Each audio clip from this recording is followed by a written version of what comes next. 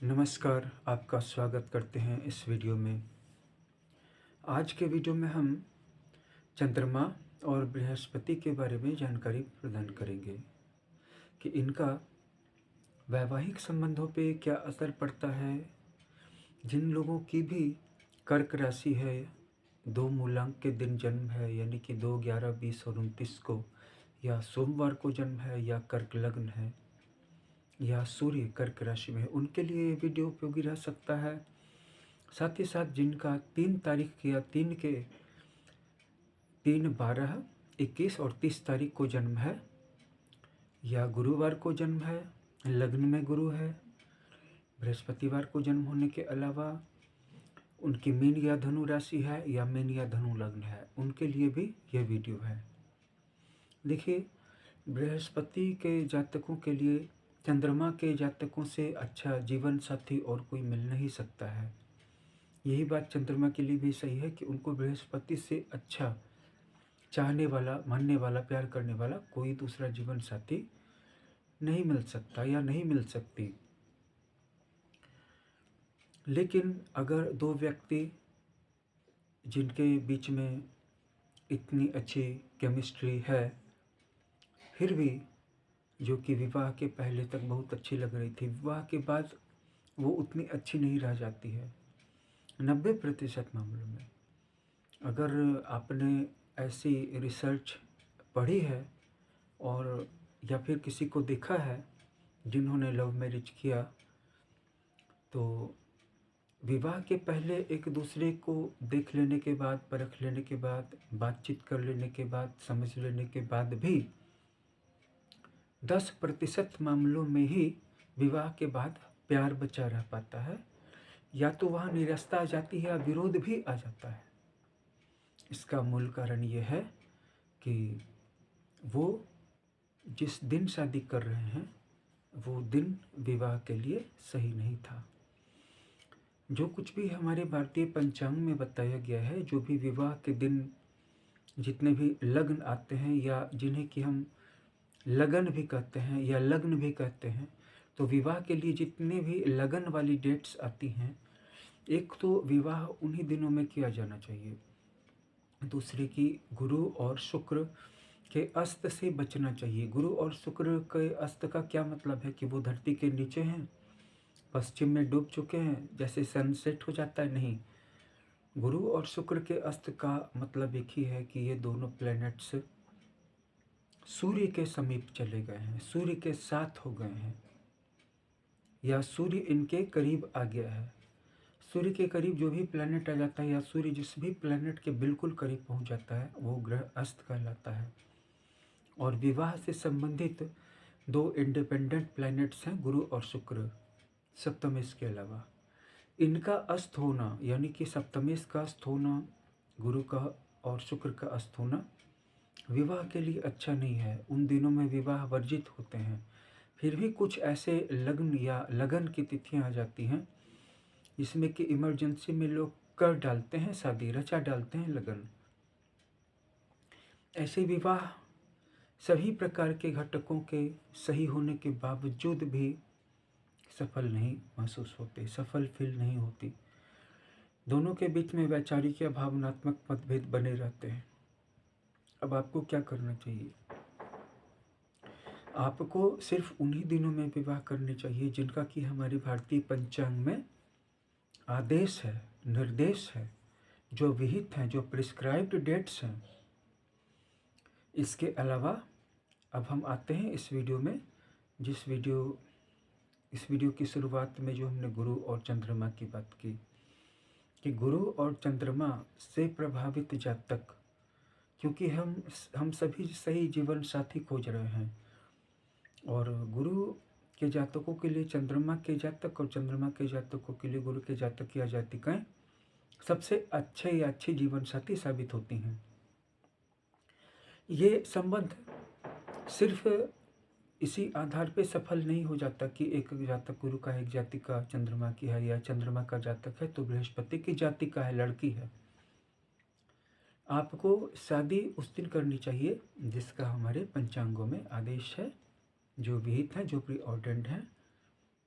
और इसका पता आपको तिथियों से चल जाता है, लगन को पंचांग से देखने से, या कोई भी पंडित या ज्योतिषी बता देते हैं। गूगल पर भी सर्च करने से आपको ये बातें पता चल जाती हैं।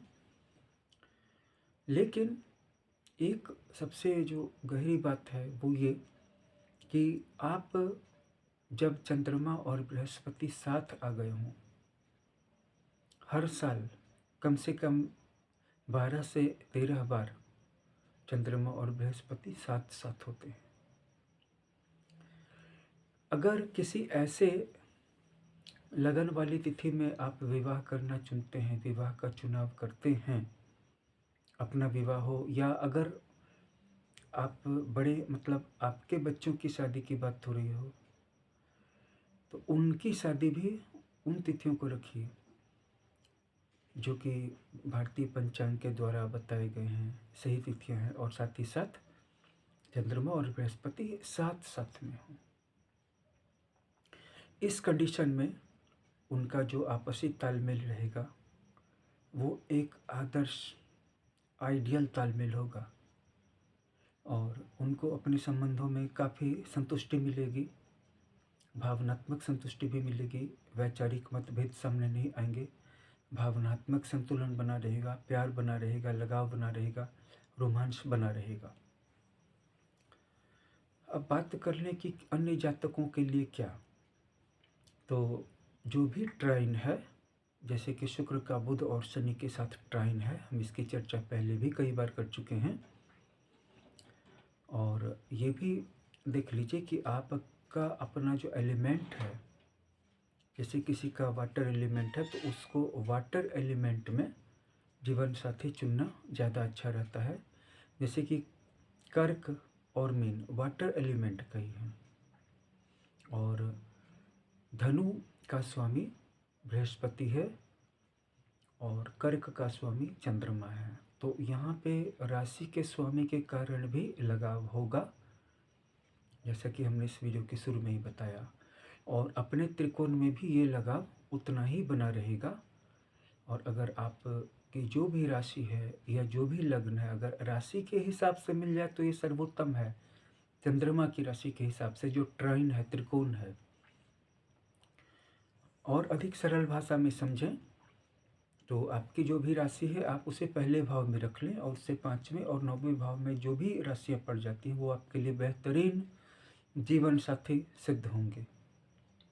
और अगर किसी समय में आपकी राशि और आपके जीवन साथी की राशि के स्वामी एक साथ आ गए हैं, या एक दूसरे के साथ त्रिकोण में हैं, या एक दूसरे के साथ केंद्र में हैं, ये विवाह अगर उस दिन हो जाए और साथ ही साथ जैसा कि पंचांग में बताया गया है उस तिथि को हो जाए, और ये दोनों चीज़ें मिल जाए, तो ऐसा विवाह हजारों नहीं लाखों में एक विवाह के बराबर होगा।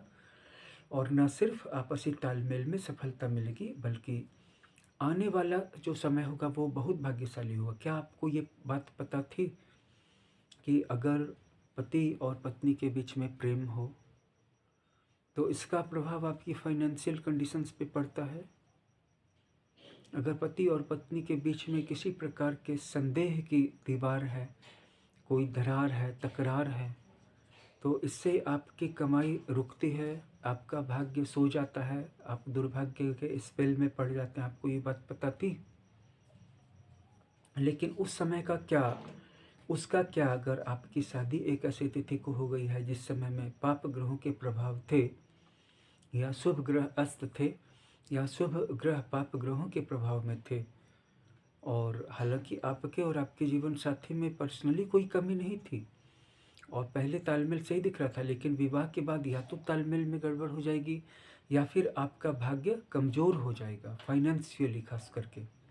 इतना ही नहीं, अगर हम अच्छी तिथि को विवाह करते हैं और हमारे राशि यानी कि राशि के स्वामी साथ साथ एक दूसरे से त्रिकोण में, एक दूसरे के साथ केंद्र में हों, तो आने वाली संतान पर भी अच्छा असर पड़ता है, भाग्य पर अच्छा असर पड़ता है, नौकरी, काम धंधे, व्यवसाय, बिजनेस, इस पर अच्छा असर पड़ता है, स्वास्थ्य पे अच्छा असर पड़ता है। और एक शॉर्ट की बात बताऊं, आप किसी भी व्यक्ति से एक शब्द में पूछिए कि आप जीवन में खुश हैं या नाखुश हैं, और उनसे तुरंत जवाब मांगिए। देखिए वो क्या जवाब देते हैं। और यही सवाल मैं अभी आपसे पूछ रहा हूँ, आप अपने जीवन से खुश हैं या दुखी हैं? तुरंत बताइए एक शब्द में, ज़्यादा मत सोचिए। आप जो भी हैं, खुश हैं या दुखी हैं, इस पर बहुत ज़्यादा प्रभाव उस तिथि का पड़ रहा है जिस तिथि को आपकी शादी हुई थी। देखिए जो जन्म हो गया उसको तो आप बदल नहीं सकते, लेकिन अगर आप अभी तक अनमैरिड हैं तो कम से कम अपनी शादी उस तिथि को जरूर कर सकते हैं जिसका आपके राशि के लॉर्ड और आपके जीवन साथी के राशि के स्वामी के साथ अच्छी एफिनिटी है, अच्छा लगाव है, अच्छा है, गुड लक है, लकी है, भाग्यशाली तिथि है शादी करने के लिए। या अगर आप ओल्ड एज के हैं, आपके बच्चों की शादी का टाइम आ गया है, या और भी कोई परिवार के बच्चे बड़े हो गए हैं, उनकी शादी का टाइम आ गया, वो शादी के योग्य हो गए हैं, उनकी जन्म कुंडली देख कर के सावधानी से, क्योंकि आप जन्म का समय तो अब नहीं बदल सकते, कोई जन्म तो हो चुका है, शादी का समय जरूर चुन सकते हैं। और शादी का समय अगर चुन लेंगे बहुत असर पड़ता है इसका। ऐसा ही असर दुकान खोलने का भी पड़ता है, ऐसा ही असर नौकरी के ज्वाइनिंग का भी पड़ता है, किसी भी नए काम को करने का पड़ता है, किसी को आप कर्ज दे रहे हैं इस पर भी पड़ता है, डॉक्टर के पास जा रहे हैं इस पर भी पड़ता है, डेट पर जा रहे हैं, अपने किसी रोमांटिक अफेयर की शुरुआत कर रहे हैं, इसके सिलसिले में पहली बार किसी से मिलने जा रहे हैं, डेट्स का असर पड़ता है। हमें इन्हीं डेट्स के बारे में सीखना चाहिए। जितना ज़्यादा ज्योतिष को सीखेंगे समझेंगे उतना ज़्यादा आपका जीवन हैप्पी होता चला जाएगा।